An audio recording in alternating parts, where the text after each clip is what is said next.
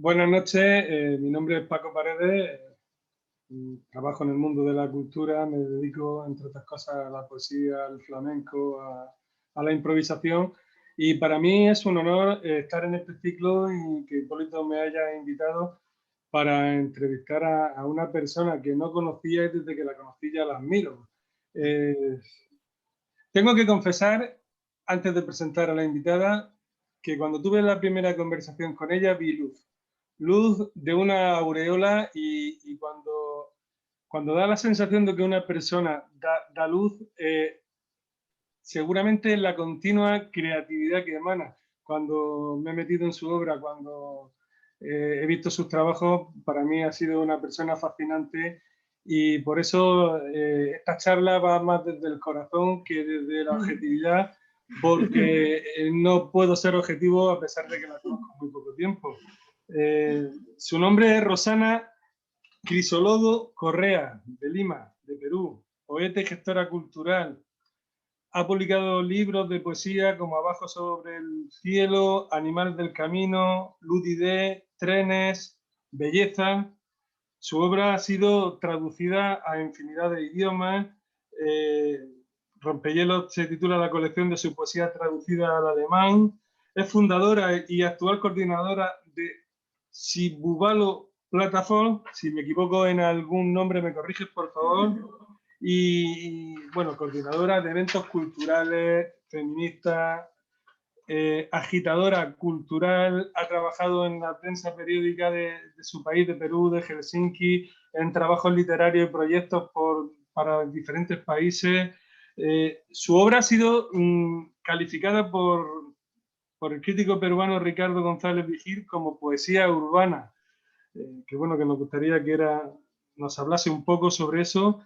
Y bueno, y si su obra se traduce al finés, al danés, al sueco, al irlandés, al alemán, al inglés, al persa, al árabe, próximamente al italiano, ¿no?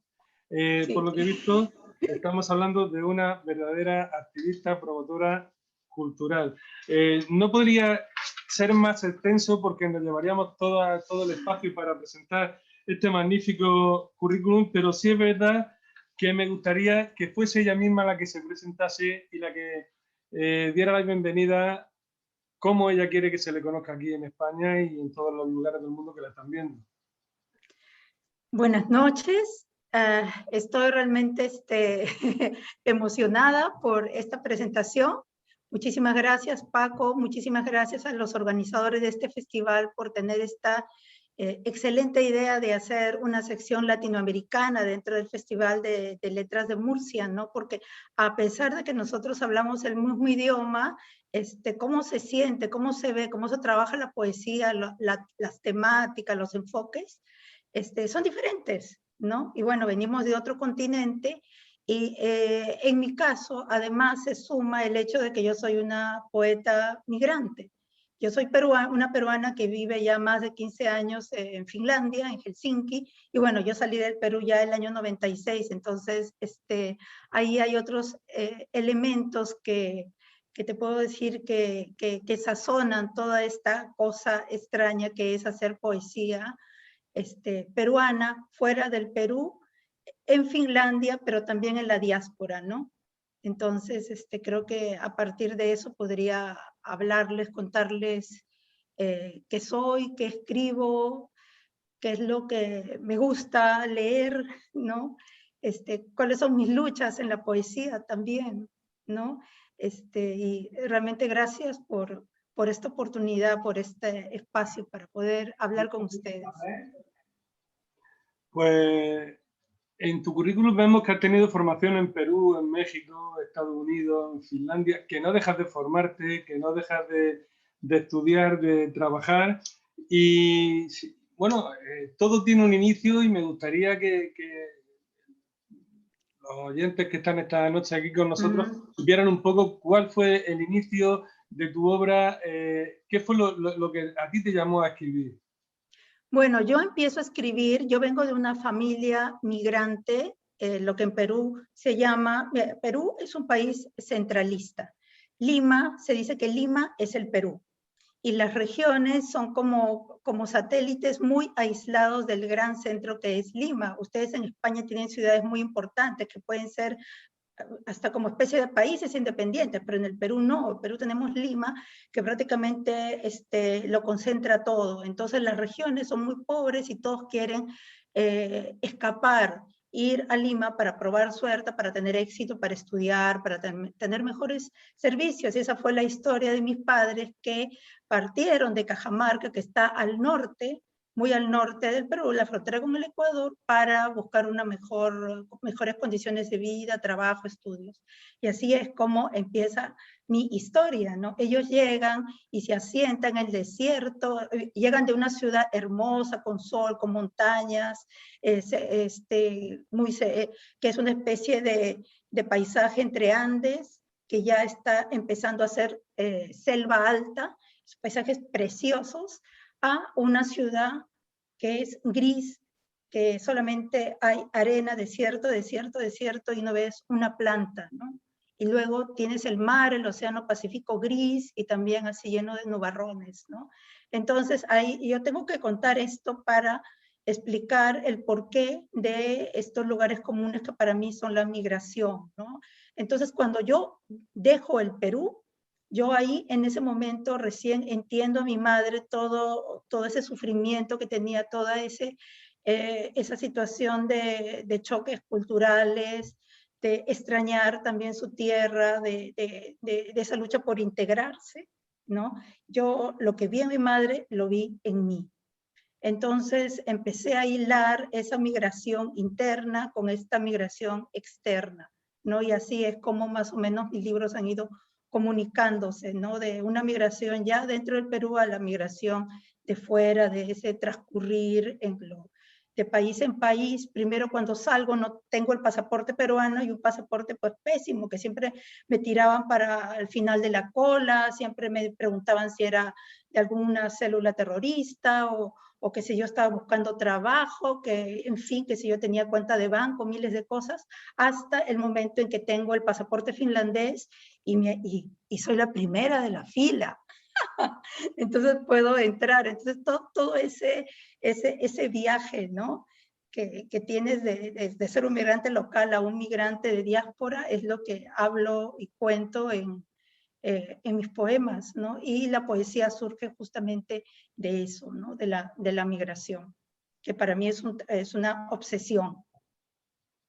Vienes de una familia en la cual tus antecedentes culturales se impregnan de la tradición de tus padres, de la tradición andina, tienes antepasados indígenas, una abuela del Japón, te has formado por diferentes países del mundo, has vivido una guerra, has vivido Sendero Luminoso, has vivido todas las experiencias desagradables que un ser humano puede vivir, y ese es como te has formado. ¿Cómo ha influenciado ese mestizaje familiar y cultural y esas vivencias en el mensaje tuyo que quieres ofrecer como escritora?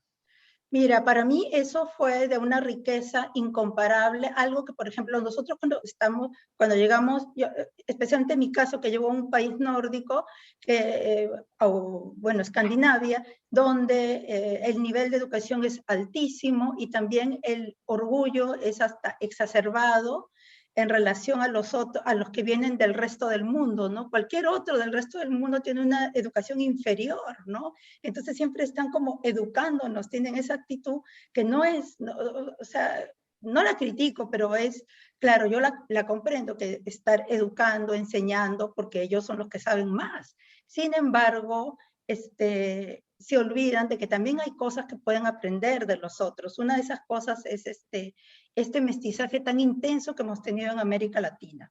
Para bien, para mal, historias tristes, la colonia, dolor, ¿no? Explotación, todo eso, pero al final somos esto que es un crisol de diferentes culturas, para bien o para mal, ¿no es cierto? Viajeros, buscadores de oro, extorsionadores, mercachifles, todo eso somos, ¿no? Y comunidades indígenas también. Entonces todo esto a mí me ha servido en Europa para poder relacionarme con nosotros, ¿no?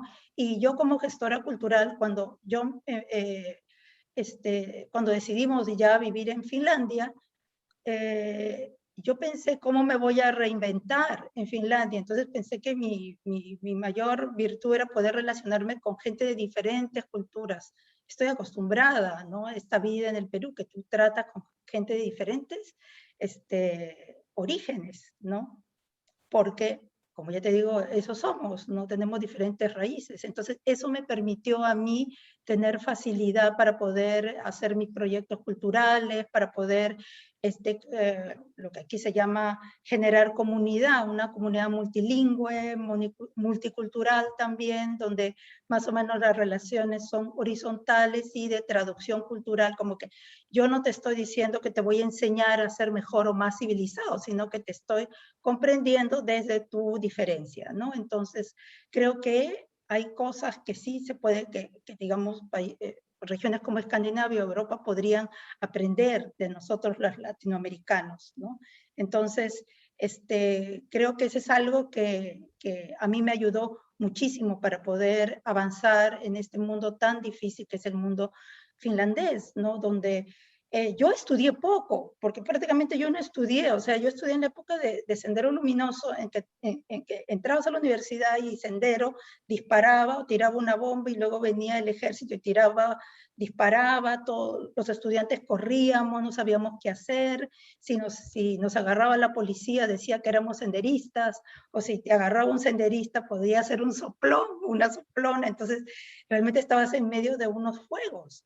¿No es cierto? Entonces, prácticamente, y aunque aquí en Finlandia cada vez que yo lo digo, me miran con una cara de qué cosas estás hablando, pero así fue, yo me crié en el bar, yo me eduqué en el bar, como no había clase, la universidad estaba cerrada, alguien la había tomado, no sé, pasaban cosas increíbles, inverosímiles, todos íbamos al bar, y en el bar tú puedes tomar desayuno, puedes almorzar, puedes tomar café, puedes emborracharte, o puedes estar sentada simplemente ahí, ¿no? Entonces ese bar era el espacio, digamos, seguro y liberado para las ideas, para la creación, para la discusión, que se salvó de toda esa atmósfera oscura que hubo entre los 80 y 90, a mediados de los 90 en el Perú, debido a la guerra interna que sufrimos, ¿no? Entonces yo soy producto de eso, llego a Finlandia, yo no tengo doctorados ni postdoctorados y todo eso, pero yo me aferro al conocimiento que yo tuve de aprender a tratar con los otros, que eso me sirvió un montón y me sigue sirviendo. Pues me viene a la memoria el prólogo de un autor andaluz, español, de su libro Cantadores Andaluces de 1903, donde decía que los pueblos que más sufren son los que más cantan, porque es una forma de exteriorizar sus sentimientos y de encontrar esa paz que muchas veces no lo tienen. Y yo lo parafraseo llevándomelo a la poesía, a la prosa, a los escritores. Sí es verdad que eso conforma el mensaje que te hace una personalidad diferente, que es de tus propias vivencias, de tu propia formación, que no ha sido precisamente la más fácil para poder conseguir tu sueño. No, es muy difícil, ¿no? Muchas personas piensan que Escandinavia, un país nórdico, es así la maravilla, es el paraíso del bienestar social, pero no se dan cuenta que aquí hay muchísimos inmigrantes que se regresan, que dejan, que renuncian, porque es muy difícil poder, ¿qué digo?, integrarse, no adaptarse, ¿no?, al sistema. Es un sistema muy veloz, con muchas reglas, con mucha simbología, con muchas técnicas, ¿no?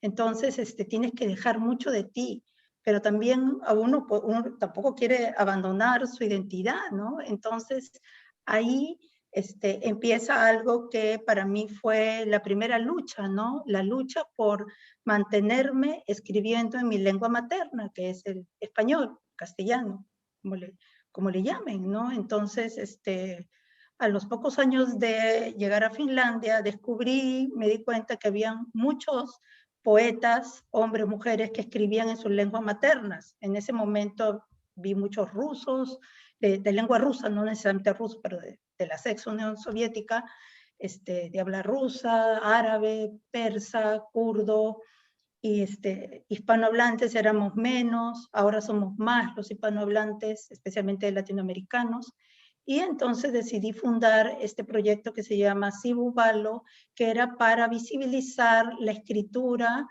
de los inmigrantes que viven en Finlandia y que están escribiendo ahí, que están produciendo literatura también, ¿no?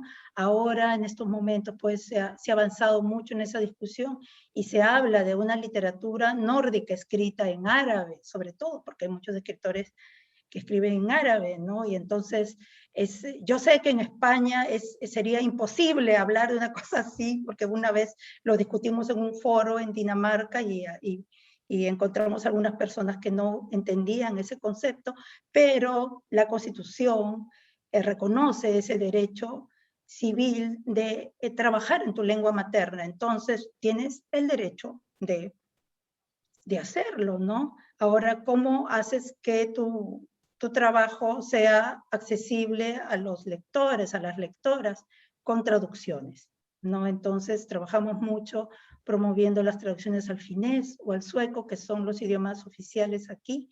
No es fácil, pero especialmente con el español no hay problema, porque hay mucha gente que le gusta el español. Hay más problemas con el árabe o bueno, con otros idiomas que están estigmatizados, ¿no? Entonces, pero no ha sido fácil, no ha sido nada fácil. Para mí ha sido también, me ha tomado tiempo volver a reconectarme con mi escritura, porque además que tenía que aprender el idioma, tenía que defenderme en el idioma, entonces eso me creó como una especie de tartamudez mental para poder escribir, ¿no? De nuevo. Pues a eso a lo que íbamos. Llevas 15 años viviendo, habías estado en 1996 antes, tu hija llega con 7 años, con un arraigo grandísimo al Perú, a tu familia, a la cultura de Perú, y la primera barrera que te encuentras es el idioma. Tu estudio del quechua y de esa lengua originaria, imagino que te allanarían el camino.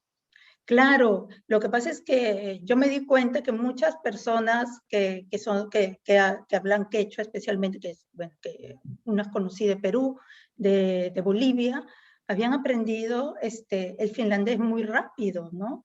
Y era justamente porque el finlandés es un idioma acumulativo. Entonces, cuando yo empiezo a estudiar finés, pues también lo aprendo rápido. Yo no hablo, o sea, yo tuve estudios, más o menos tenía una idea de la estructura. No, ya he olvidado mucho del quechua, pero sí me ayudó para aprender, y además no hablaba inglés también, entonces me concentré en el finés, y luego ya hubo cierta empatía porque yo imaginaba que si en el Perú el idioma oficial hubiera sido, digamos, el quechua, y el segundo idioma oficial hubiera sido el español, sería como en Finlandia, ¿no? Que el idioma oficial era el idioma, digamos, oprimido, y el finlandés sube, y el sueco, que era el idioma monárquico, conquistador, queda en segundo lugar, ¿no? Entonces siempre me gusta jugar con ¿qué hubiera pasado si en el Perú hubiera sido lo contrario, ¿no? Sería como hablar finés. Entonces así me parecía como una manera así graciosa de alentarme a meterme en el idioma finés, que me gusta, ¿no? A pesar de que es difícil, y creo que jamás voy a terminar de aprenderlo, pero me gusta. Me hace recordar al quechua por alguna razón. Te hace unir vínculos con tus raíces. Estábamos hablando del tema del derecho constitucional a escribir en tu lengua materna, autora castellana en lengua castellana en Finlandia. Obra en verso, en prosa, enfocada por un lector inmigrante o hispanohablante. Yo veo que has sido una persona valiente, atrevida, pero pensándolo fríamente, no es un camino de rosas. O sea, parece prácticamente una locura el camino que tú iniciaste y que tú abriste de allí. Es muy difícil, ha sido muy difícil, porque Lo que pasa es que en el 2012 Finlandia abrió un programa denominado sobre el multilingüismo, porque ellos estaban preocupados por el incremento de la inmigración. En Finlandia no hay mucha inmigración, es un país frío, un idioma difícil, alejado, caro, con cosas, como ya lo dije, muy rígidas, entonces la gente no se adapta mucho, llega a estudiar y se va.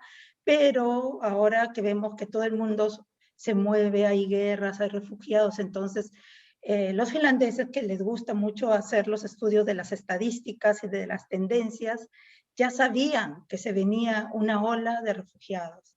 Entonces comenzaban a prepararse, comenzaron a impulsar proyectos, ¿no? Y a preguntarse qué va a pasar en Finlandia de aquí a 20 años, como para estar preparados, ¿no? Eso me pareció fascinante. Entonces ahí abren las puertas a proyectos no solamente de sociales, sino de cultura, de literatura, multilingüe, de artes, porque sabían que iban a llegar muchísima gente, pues, de otros países. No solamente los de la guerra, sino también las crisis económicas que generan refugiados económicos, ¿no? Entonces, de España llegaron montones, y que luego se regresaron también, se regresaron a España, no llegaron a Finlandia, se regresaron. Entonces, así es como empieza toda esa discusión, hasta que entre en escena el partido de ultraderecha de los finlandeses auténticos, que empieza pues con su discurso a decir, bueno, Finlandia es para los finlandeses, ¿no? Yo creo que eso ya es familiar para todos, ¿no? Al menos en Europa proliferan partidos de ese tipo, ¿no? Bueno, Finlandia pues no se salvó. no, ni Europa, por desgracia. Muchas veces no nos damos cuenta lo que aporta la inmigración a los países a los que llega. Yo te hablo como aficionado a la cultura, me nutro muchísimo de la gente que viene, que nos abre otro mundo, otras visiones, aunque ahora lo tenemos todo mucho más cerca. Llega, implanta tu lengua materna en tu obra con una valentía exquisita, grandiosa.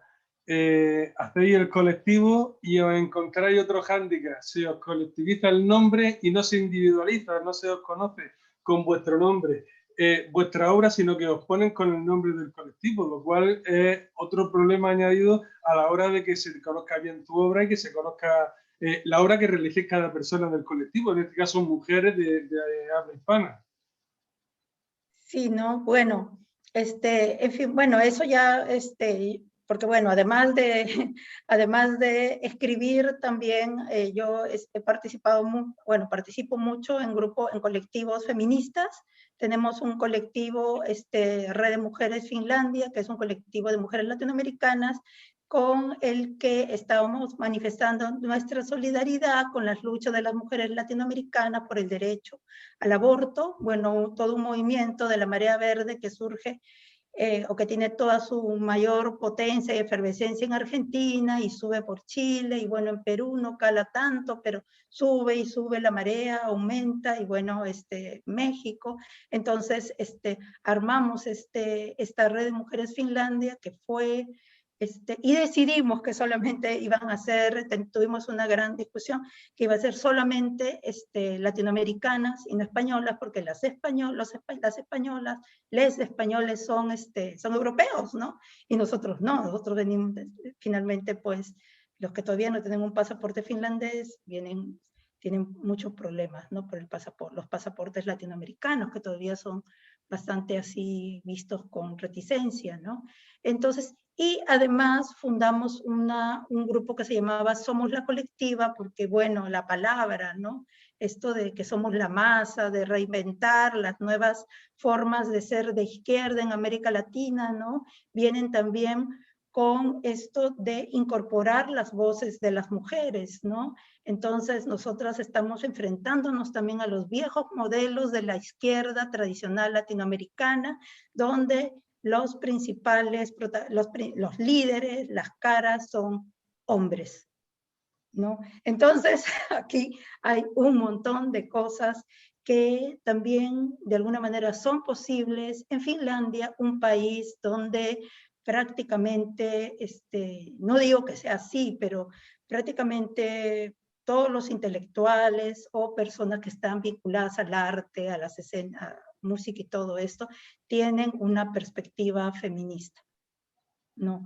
Obviamente no todos, pero es una tendencia muy grande, es un país donde tiene la mayor cantidad de mujeres en el Parlamento, tenemos una primera ministra, digamos que la mujer tiene una presencia tan fuerte que es imposible encontrar un evento donde todos sean hombres, que creo que es algo que todavía se ve en España y en América Latina, ¿no? Pero aquí en Finlandia sería imposible, ¿no? Entonces, para nosotros fue estamos como peces en el agua, donde es posible también manifestar todo este tipo de ideas y de actos solidarios, conectar este activismo con el arte, con la poesía, la solidaridad. Entonces, y bueno, que es algo que a mí me apasiona muchísimo, ¿no? Porque creo que sí, no estoy hablando de un arte político como en los 60, pero sí de toda manifestación de opinión es político, ¿no? Lo privado es político, ¿no? Y bueno, esto ya es un tema de las nuevas, de las mujeres que ahora estamos ahí muy presentes en la vida, ¿no? Política en América Latina, ¿no? Todos los cambios incluyen un alto movimiento, si no político, sí reivindicativo, y lo que está claro es que hay un refrán que dice que la fe mueve montañas, y por lo que veo vosotros estáis moviendo montañas andinas, pero en Escandinavia, o sea, en los países nórdicos. A la hora de editar, de publicar, tenéis ayudas gubernamentales, becas, te tienes que ir a los países latinoamericanos para poder editar. ¿Cómo llega para poder producir vuestra obra? Por ejemplo, para poder producir, bueno, Finlandia todavía sigue siendo uno con Suecia, bueno, digamos los países nórdicos todavía, digamos, hay muchas posibilidades de becas, ¿no? Becas para creación literaria, tema de las artes, teatro, música, hay muchísimo. El asunto fue que es muy competitivo, ¿no? Y en los últimos años experimentamos una apertura, ¿no? Y en ese momento yo también saqué becas de escritura, todo, a pesar de que yo escribo en español, siempre siempre amparándome que la ley constitucional me protege, ¿no? Mi derecho a mi lengua materna, entonces yo pido escribir en español, no tengo por qué mentir. Y digo, yo escribo en español porque yo soy una ciudadana finlandesa que escribe en español. Entonces, bueno, por ese lado. Pero en los 2 últimos años, nuevamente he venido como, así como una reacción así a cerrarse todo, ¿no? Entonces, y eso también tiene que ver con la presencia y el aumento como de popularidad de este partido de ultraderecha, desempleo, crisis económica, la pandemia, empobrecimiento, que aquí también hay muchos problemas de trabajo, ¿no? Porque la pandemia ha afectado, y antes de la pandemia ya había una crisis, ¿no? Ya había una crisis, o sea, la crisis mundial ya con la pandemia pues explotó, ¿no? Pero ya teníamos una crisis, entonces eso también se refleja en a quienes dan las becas, ¿no? Le dan a los finlandeses de origen, ¿no? Entonces, complicado, ¿no? En mi caso, yo para publicar este último libro saqué una beca para escribir, pero no para publicar. Tuve que buscar una beca en Perú, que felizmente desde hace muy pocos años están empezando a dar becas. Entonces dije, bueno, voy a buscar. En todo caso, para nosotros que escribimos en otras lenguas es muy difícil publicar.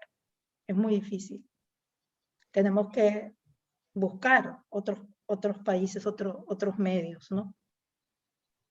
Y en vuestro proyecto cultural multilingüe, lo que estáis ofreciendo a Finlandia, aunque luego se haya exportado para todo el mundo, para diferentes países, ¿cuál crees que es el enriquecimiento que estáis vosotros aportando a la Pues, cultura que hay allí? pero por supuesto, mire, en este país los jóvenes salen del colegio hablando 5 lenguas, mínimo 5 idiomas. Hablan finlandés, hablan sueco, hablan inglés. Mi hija habla español, que es la lengua materna, habla francés o portugués, algunos hablan italiano, otros hablan, o sea, como te digo, mínimo ya quizá el más flojito hablará 4, pero de ahí 5 o 6 idiomas que están hablando. Esta es una sociedad multilingüe, es una sociedad que está acostumbrada a escuchar. Tú caminas y escuchas ruso y ya solamente de escuchar ya aprendes palabras, ya sabes, porque Rusia está aquícito nomás. Entonces hablan sueco, hablan finlandés, se escuchan muchos idiomas. El multilingüismo no debería de ser algo que cause sorpresa, ni tampoco es una amenaza. Tampoco implica que el finlandés va a desaparecer, es un idioma muy pequeño, de verdad, solamente 5 millones lo hablan. Ese es un argumento de esta ultraderecha que quiere asustar a la gente para que... Entonces, Finlandia es un país que por naturaleza es multilingüe. Además, antes de la llegada de los inmigrantes también hablaban diferentes lenguas de fino-úgricas que vienen de la Siberia, de por ahí, infinidades de lenguas. Entonces, lo que nosotros hacemos es simplemente recordarles, ¿no? Mira, esto es el multilingüismo, ¿no? Hablar abiertamente, promover idiomas. En el caso del español, a la gente le gusta, ¿no? Con el tema esto de la creciente islamofobia, hay problemas con el árabe, todo eso, pero siempre hay un balance, de todas maneras, ¿no? Con los idiomas del Medio Oriente es más complicado, ¿no? Pero aún así hay gente, pues, que le gusta, ¿no? Más allá de todo, la literatura árabe, ¿no? Le gusta la literatura persa, le gusta lo ruso, entonces, y hay mucha afición, entonces yo creo que negar lo multilingüe es imposible, y lo que hace el gobierno simplemente es apoyar, no le queda otra que apoyar eso. Es saludable para todos, para el cerebro, para la cultura. Aquí la gente viaja mucho, entonces yo creo que eso sirve. Y a veces siempre digo que nosotros no deberían de pagar para quedarnos aquí a seguir haciendo estas cosas, ¿no? Porque los más beneficiados de todo esto nos viene un mexicano con toda su educación, con todo su pasado, con todas sus obras, ¿no? Y compartir con personas de aquí ya es un montón, ¿no? Viene alguien de España, no sé, entonces creo que sí, sale muy beneficiada la sociedad finlandesa con todo esto. Es la más beneficiada. Y Por nosotros supuesto, muy mal pagados, ¿no? Nosotros muy mal pagados, pero ellos salen muy beneficiados. por supuesto, porque estáis engrandeciendo un país con la cultura que cada uno lleva. Ahora mismo, si nosotros nos pusiésemos a analizar todo lo que nos estás diciendo esta noche, tendríamos para hacer un libro, nos estás haciendo una historia de lo que es la cultura, de lo que son los países sudamericanos, latinoamericanos, el entorno en el que te encuentras y cómo lo llevas. Mujer, extranjera, otro idioma, feminista, reivindicativa, artista, ¿no supone un peligro para, digamos, para la gente que quiere preservar un poco sus antiguas costumbres? Sí, sí, sí, es complicado, pero te digo, es complicado, siempre hay enfrentamientos, sí, pues lamentablemente ocurre eso, discusiones. Hace poco recibimos una invitación para la Feria del Libro de Turku, que es una ciudad muy linda que está para el lado de Suecia, ¿no? Porque estamos muy cerquita los países. Y bueno, nos invitan. Yo ya vivo más de 15 años, la otra escritora de origen somalí vive 29 años, la otra de origen eslovaco vive también sobre, no sé, casi 20 años, y escriben, además ellas dos escriben en finlandés, y nos ponen mujeres inmigrantes, ¿no? Mujeres, y ni siquiera nos ponen nuestros nombres, ¿no? Entonces, y los nombres los ponen abajo, y entonces, pues se armó la pelea, ¿no? Se armó. se armó la pelea y ahora estamos en esa discusión, ¿no? De negociar, ¿no? Bueno, nosotros nos definimos que somos, pero nosotros tenemos nombre, ¿no? Las mujeres tanto estamos luchando por nuestro derecho de ser ciudadanas con nombres individuales, que nos individualicen en lugar de que nos digan las mujeres, y todavía las mujeres inmigrantes. Entonces, pero bueno, eso es parte, yo me imagino que en España también pasarán cosas así, ¿no? No lo sé, pero es complicado, ¿no? Porque se supone que aquí todo es muy políticamente correcto. Hay también toda esta aureola de que todo es correcto, ¿no? Ético, lo que debe ser, lo que no debe ser, esa moral luterana, porque eso viene también de que las cosas deben ser como deben ser, ¿no? Y tú no puedes estar exagerando ni tirándote al piso como la víctima, ni nada, ¿no? Entonces tú tienes que estar muy así, pero sin embargo se les va este tipo de cosas. A eso es a lo que me refería No son perfectos, así que en una no. pregunta anterior, que tienden a colectivizar lo que es individual. En lugar de sacar la obra con tu nombre, la sacan con el colectivo de mujeres. Vamos, yo creo que es una doble marginación la que sentís por extranjera y por mujer. Algo que todavía no nos extraña que se esté llegando, pero por desgracia es que se está viendo en todo el mundo. Sí, todavía se da y bueno, son luchas que se tienen que librar, ¿no? Y todo estos movimientos de mujeres migrantes, pues es lo que a mí me gusta que se han puesto las pilas, pues, ¿no? Las mujeres se han puesto las pilas, entonces ahí hay bastante, ¿no? Toda esa colisión también de los feminismos de América Latina con los feminismos europeos que son diferentes, ¿no?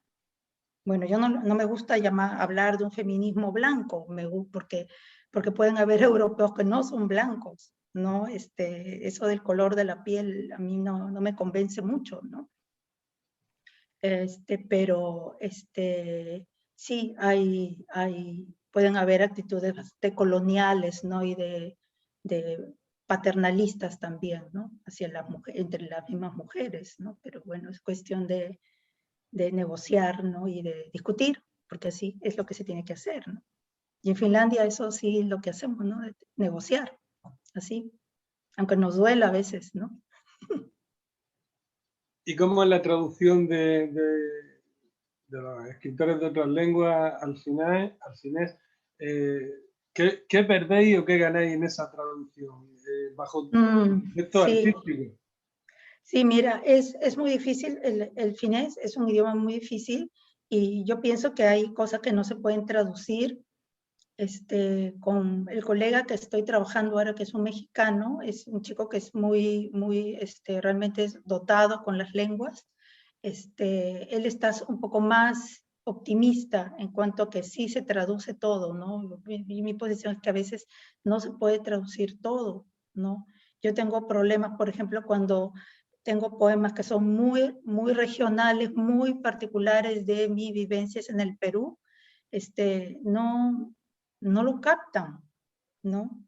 Porque además son realidades tan distintas y tengo que ponerme a explicar un poema. Entonces, si ya te pones a explicar, es como que no. Pero es posible traducir, ¿no? Yo he hecho la traducción de una poeta finlandesa, Kati Neuvonen, que me parece fascinante, muy extraña, así, totalmente de otro planeta, ¿no? La literatura aquí es diferente, ¿no? Es otra manera de ser, ¿no? En el mundo.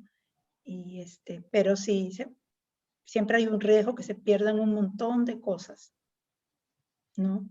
El artista latino, el artista hispano, el escritor, suele ser más caliente, mucho más expresivo a la hora de afrontar su obra, incluso soñador, diría yo. Tú te Sí. encuentras, llegas allí, te encuentras la diferencia del frío, días interminables, el hielo, algo no habitual en tu entorno diario a lo que tú estabas acostumbrada. A priori da la sensación de que Finlandia es un país demasiado hermético, aunque sea multicultural, pero da esa sensación que es un país demasiado hermético, ¿verdad? Claro, como yo le decía, adaptarse a Finlandia, es más que integrarse, es como adaptarse, tienes que aceptar ciertos modos, ¿no? Ciertos modos, la moderación, parquedad, no hablar mucho, ¿no? Decir cosas que estás totalmente seguro, no hablar de más, ¿no? O sea, no, yo estoy seguro de esto, pero de lo que no estoy seguro no lo voy a mencionar ni me voy a atrever a decirlo porque vas a quedar muy mal. A mí me ha pasado, ¿no? De decir, ay, creo, me dijeron, ya lo mataste todo. Y yo así, ¿no? Como que, ay, no, porque nosotros nos desbordamos, ¿no? Y hablábamos como una metralleta, y, y son esas cosas, ¿no? Que a veces tú terminas así encogiéndote y encogiéndote, ¿no? Y no es el frío lo que te hace encogerte y cerrarte dentro de ti, sino son las reglas, ¿no? De cómo manejarse en la vida social, ¿no? Para poder comunicarse con los finlandeses, para poder tener amigos. Yo tengo muchos amigos inmigrantes que no tienen amigos finlandeses. Es difícil tener amigos finlandeses, ¿no? Pero bueno, es eso, ¿no? En Suecia también pasa lo mismo. Uno puede pensar que en Suecia, ay, que sí, ahí sí es el paraíso de los inmigrantes, pero tampoco los inmigrantes paran con los inmigrantes, ¿no? Ahí es así, ¿no? Igual en Dinamarca también, ¿no? Noruega igual. Islandia también, ¿no? Es ese modo de ser así luterano, ¿no? Cuando os juntáis artistas, escritores de otras lenguas, Hassan Blasi, el escritor, poeta y cineasta, considerado por muchos el mejor escritor de árabe contemporáneo. Sí, sí. Las personas del colectivo que estáis haciendo, al margen de la maravilla cultural y que estáis aportando, ¿qué aportáis a la sociedad nórdica?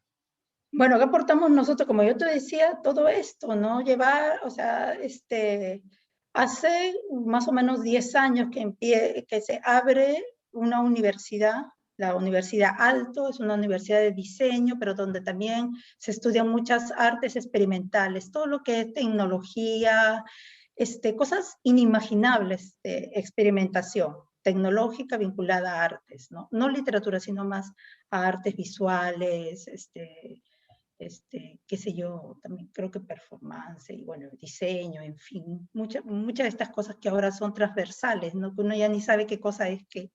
Y entonces empiezan a llegar muchos latinoamericanos, especialmente mexicanos, llegan a hacer las maestrías, los doctorados, y se comienzan a formar grupos, ¿no? Se abre una galería, ¿no? Impulsada por mexicanas, unas amigas mexicanas, artistas de sonido, compositoras de música electrónica, entonces comienzan a hacer unas cosas y los finlandeses así con la boca abierta, ¿no? Mira, esto existía en el mundo, ¿no?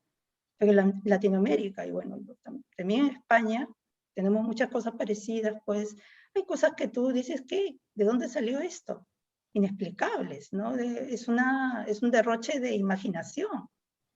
Entonces, todo eso es ese aporte, ¿no? Esa galería, la cantidad de artistas que han venido, de paso, viene alguien de Venezuela, no sé, viene alguien de Brasil, muchos brasileños, ahora con el tema de Bolsonaro han llegado muchos brasileños, así, un nivel así de artístico, pero enorme, peruanos, músicos de la guitarra, que también llegan a Finlandia a hacer la maestría, todos de la guitarra esta española, ¿no? Que tocan, ¿no? Guitarra andina, que le llaman. Y entonces, imagínate, hacen los conciertos. Entonces, yo creo que la comunidad latinoamericana sí tiene como un público así muy receptivo en cuanto a su oferta cultural, ¿no? Bueno, igual que la española también, ¿no? Ahora en estos días tienen el Iberofest, ¿no? Y veo que están presentando artistas de flamenco, ¿no? Y ya, ¿no? Y la gente va, ¿no? Y yo creo que les hace bien. Creo que en este país solamente lo único que nos puede salvar de volvernos locos, que ahora todo se vuelve tan oscuro y tan frío y tan hostil, es la cultura, ¿no? tener conciertos, tener galerías, tener, no sé, ir a ver un vernissage, un performance, una lectura de poesía multilingüe, videopoesía, no sé, todo, ¿no? Entonces, el aporte de esta comunidad es enorme, ¿no? Ahora organizan también un festival de niños que se llama Colibrí, ¿no? Que impulsan el español y el portugués, pero ahora se han colado también las otras lenguas. Entonces es una comunidad realmente que ha propuesto un montón de cosas, ¿no?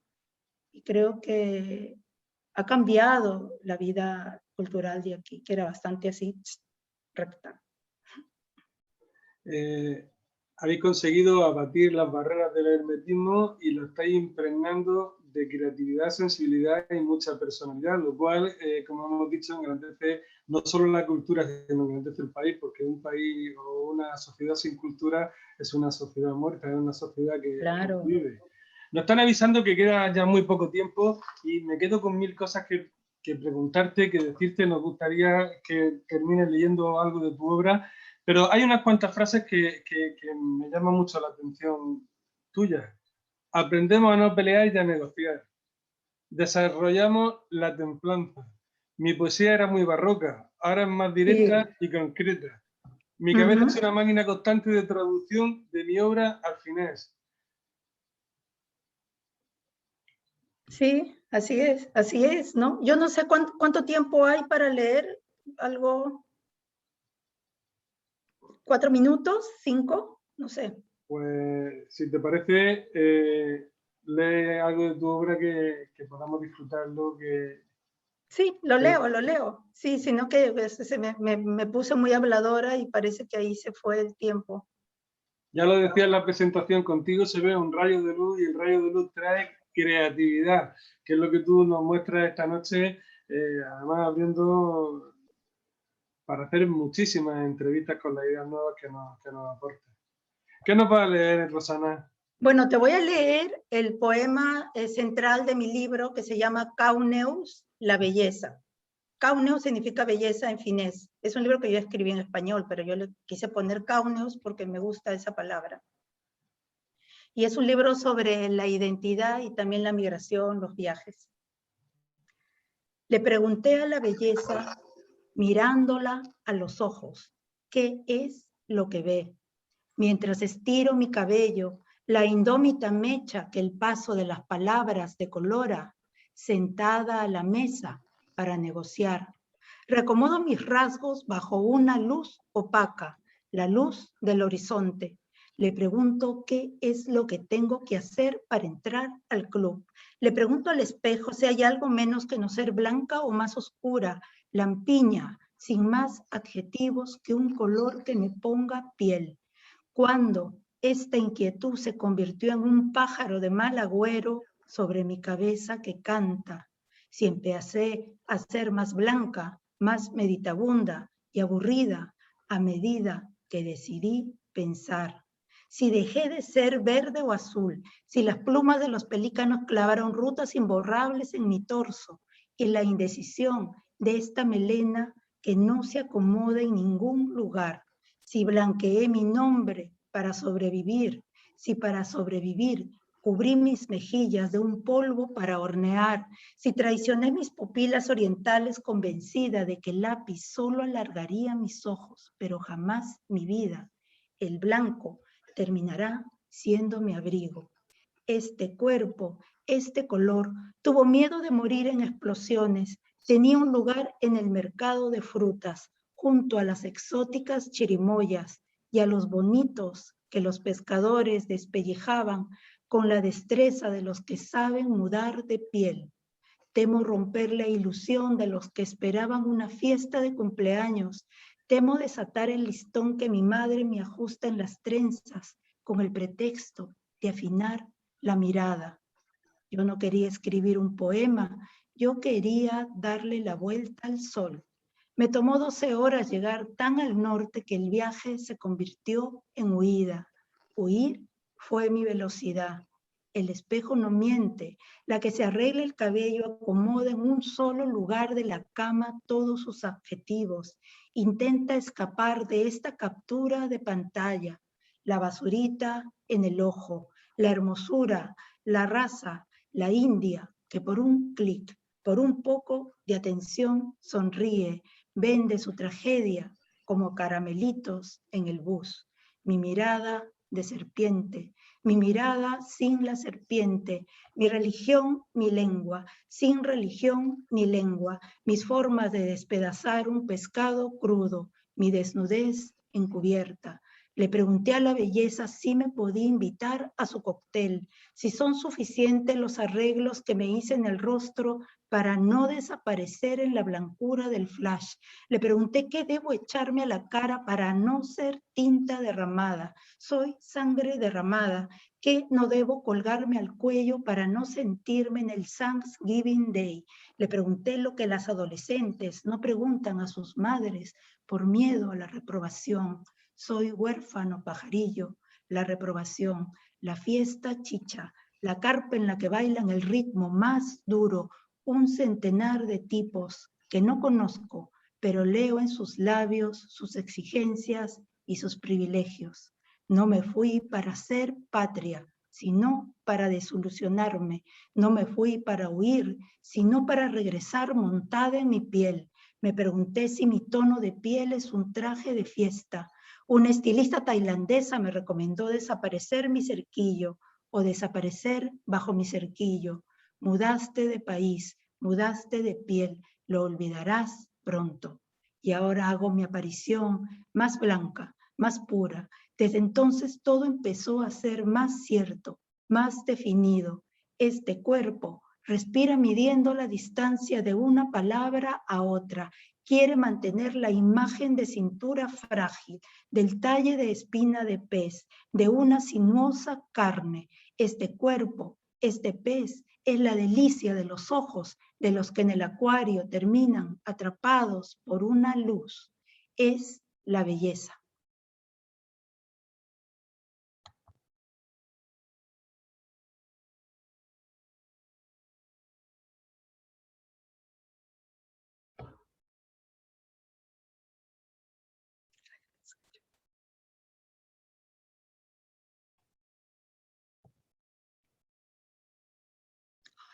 ¿Yo?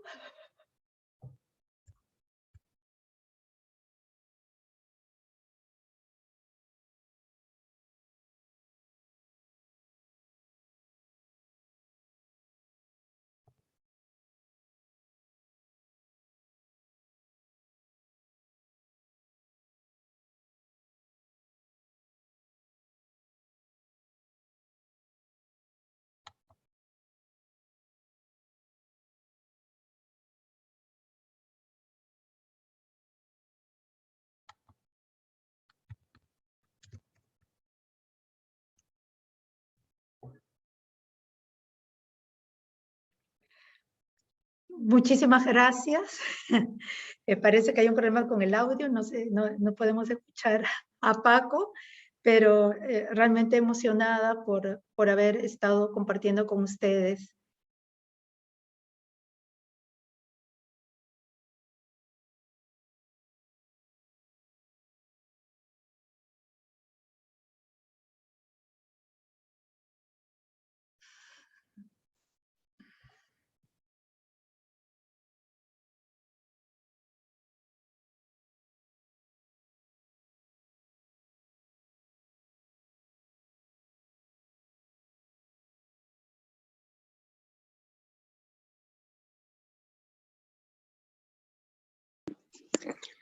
¿Se me oye, Rosana?